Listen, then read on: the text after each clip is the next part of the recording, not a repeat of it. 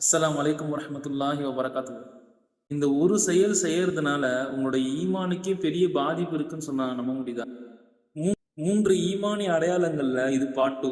நபி ஸல்லல்லாஹு அலைஹி வஸல்லம் அவர்கள் கூறுகிறார்கள், அல்லாஹ்வின் மீது சத்தியமாக அவன் ஈமான் கொண்டவரே அல்ல. அல்லாஹ்வின் மீது சத்தியமாக அவன் ஈமான் கொண்டவரே அல்ல என்று 3 முறை சொல்றாங்க. சஹாபாக்கள் கேட்கிறாங்க, யார் யா ரசூலல்லாஹ்?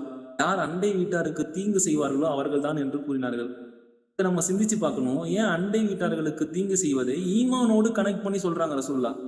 எப்படி அல்லாஹ்வுக்கு செய்ய வேண்டிய கடமைகள், தொழுகை, நோன்பு, ஜக்காத், ஹஜ் இவையெல்லாம் கடமையோ, அதே போன்று ஹுக்கூக்குல் இபாத் அடியார்களுக்கு செய்ய வேண்டிய கடமையும் ஒண்ணு இருக்கு. அதுல எல்லோருமே சேர்த்து நான் சொல்றேன். எல்லோருமே பலகீனமாயிரும்.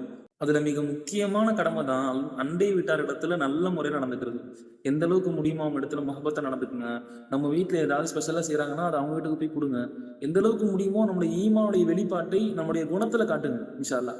ஏன்னா, மார்க்கம் சொல்லை விட செயல்ல தான் அதிகமான பிரதிபலனை ஏற்படுத்தும்.